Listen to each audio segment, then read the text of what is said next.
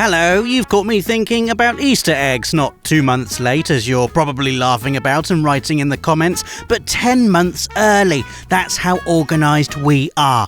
But really I'm thinking about them because Nath has been banging on about these really cool secrets he found in the Arkham games ever since he went on that lunatic Batman binge and got all the platinum trophies for them a few weeks ago. But these aren't just any Easter eggs, these are secret hints at future projects and sequels that, at the time these games came out, weren't even announced. They reveal things we didn't even know were reveals at the time. And so here we are, 7 times Videogames secretly announced sequels, and we didn't even notice. Right, back to Batman. Back in 2009, when Arkham Asylum was released, everyone was too busy getting over the shock of a licensed game actually being good to notice a secret room hidden away by developer Rocksteady. In fact, this room is so well hidden I refuse to believe anyone actually found it without being told where it was first. So here I am, telling you. In the warden's office, what you basically have to do is spray all of your explosive gel on this wall. There's no telltale indicator this wall can be destroyed, as is the case with all the other surfaces in the game that you can bat blow to bits. Not even hopping into detective mode reveals anything. You'd have to be monumentally bored to discover this on your own. You know, bored to the point of, screw it, I'll just empty all my quite valuable explosive gel I'll probably need really soon on this featureless wall that won't explode. You know, don't be silly, this is Arkham Asylum. No one is bored. Anyway, do this, blow it all up, and look at that. A super secret room is revealed where Warden of Arkham Asylum and future Mayor of Gotham, Quincy Sharp, has hidden all of his secret plans. And look, here it is, a map of Gotham with a big chunk of it outlined and an official stamp of approval. These are plans for Arkham City, a massive slice of Gotham Quincy Sharp wants to cordon off and fill with prisoners. The amazing thing is that even if you did find this Easter egg while playing Arkham Asylum, there's no way you could have known it was hinting at the setting for a sequel until Arkham City was officially unveiled in August of 2010.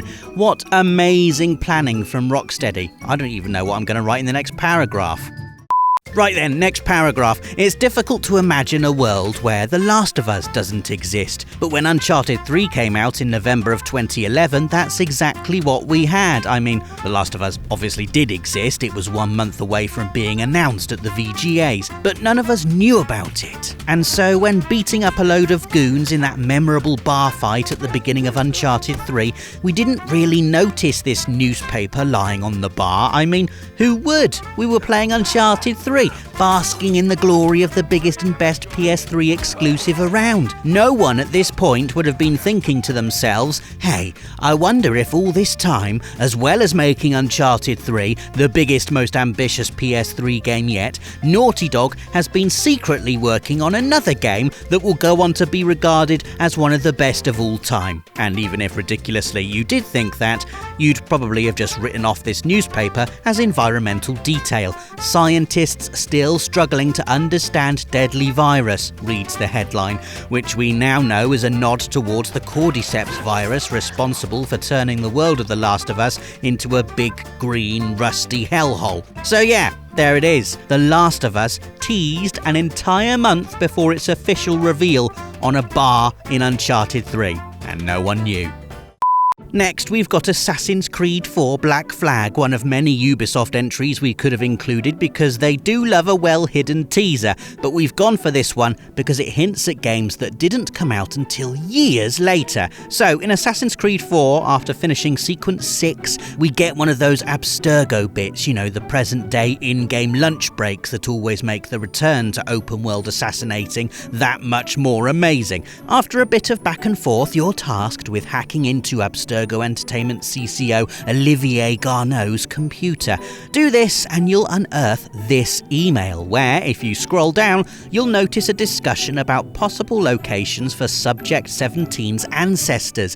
At the time, this list looked like a brainstorm of ideas for a possible setting for the next Assassin's Creed game, and when Assassin's Creed Unity was released a year later, everyone was like, yes, code cracked. This email listed revolutionary France as a possible setting, and look what we've got. And then everyone mostly forgot about it. But then, 4 whole years later, Assassin's Creed Origins arrives, a grand reimagining of the series as a sandbox RPG set in Ptolemaic Egypt. And look at that email list from 2013's Black Flag: Egypt and North Africa.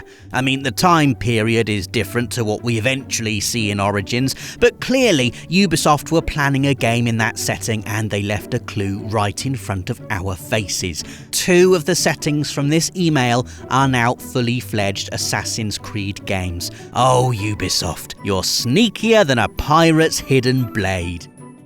Who remembers Kingdom Hearts, back when it was just Sora, Donald, Goofy, Mickey Mouse, Kairi, Riku the Heartless, a bunch of Final Fantasy characters, and a guy called Ansem who isn't really Ansem? You know, back when it was easy to understand. I do, and I also remember watching the super secret ending of Kingdom Hearts 2 Final Mix online back in 2007, because it never came out in the UK, at least until Kingdom Hearts 2.5 HD Remix came out in 2014, keep up, and being utterly blown away. Not only does this secret ending reveal characters we won't see for years and years, and alludes to narrative events that won't become clear for just as long, it literally begins with the title of a game that at the time was 3 years from release: Birth by Sleep.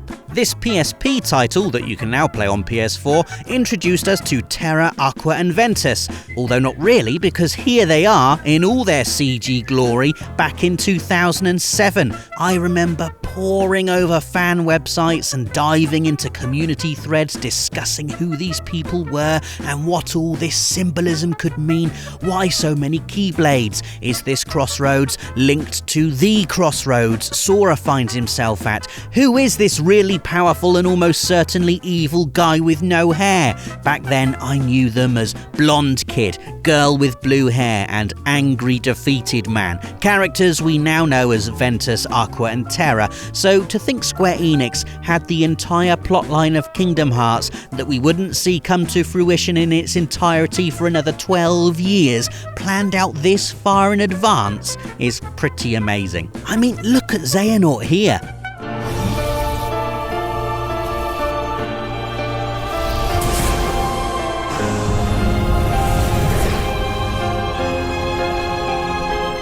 And compare that to what he does in Kingdom Hearts 3. Kingdom Hearts 2 Final Mix wasn't just stealth announcing Birth by Sleep, it was giving us glimpses at stuff from Kingdom Hearts 3. Amazing. Don't ask me to explain any of this either. I don't even think I could explain it to myself. Entry 5. Look, it's Resident Evil 3 on PS1, and look again at this easily missable poster on the wall for Biohazard 4. Now, it's pretty common knowledge nowadays that Biohazard is the original Japanese title for Resident Evil, but back in the 90s, not so much. So even if you did see this poster, you may not even have realised it was an explicit hint that a sequel was in development.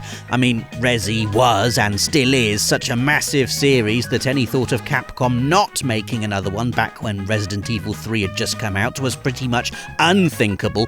But what's interesting about this Easter egg is that the Biohazard 4 advertised here actually went on to become Devil May Cry. So what we have here in 1999 is a half-hidden tease for a game not even Capcom knew existed yet. This, essentially, is a poster for Devil May Cry.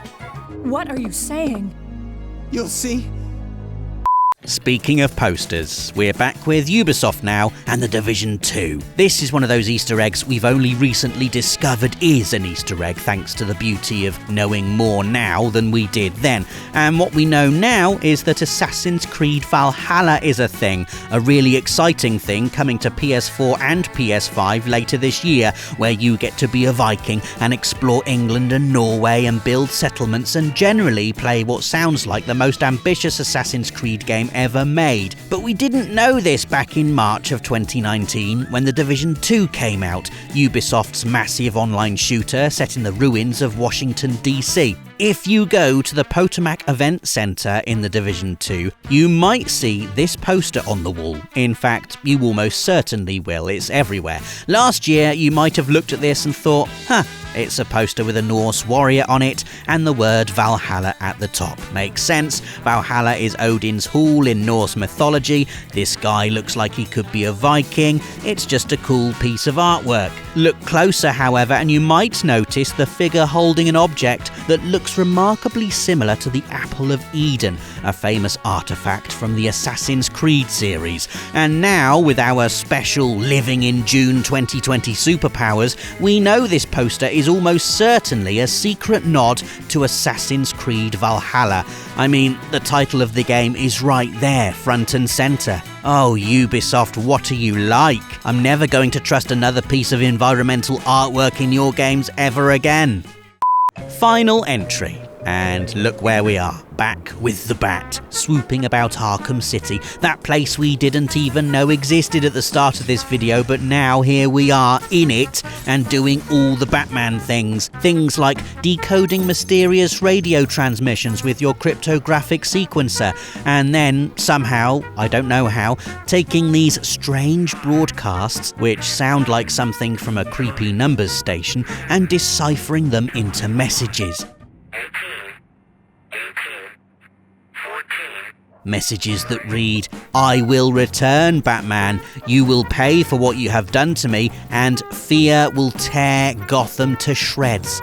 Lovely. Now, I haven't done these things in Batman Arkham City, and I can't pretend to understand how on earth you work them out, even after Nathan's tried to explain it to me, and I've looked it all up on the Batman wiki. But trust me, these messages are there, and they're from Scarecrow, who otherwise does not appear in Arkham City at all. Armed with knowledge you'd need to be the world's greatest psychic to figure out, let alone its greatest detective, you can find a hidden room on a boat. Inside are smashed glass cases housing what look like cockroaches, most of them crawling about all over the ship. One of Joker's henchmen is also tied up, and you can find an invoice from Falcone Shipping to Scarecrow. Playing Arkham City, you'd have no idea what any of this meant until you played Arkham Knight nearly 4 years later, a game where Scarecrow attacks Gotham with a devastating new toxin involving cockroaches. So once again,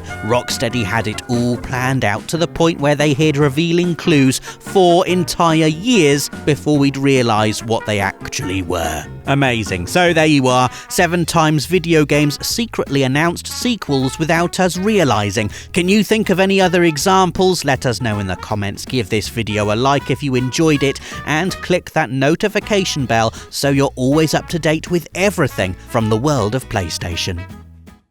PlayStation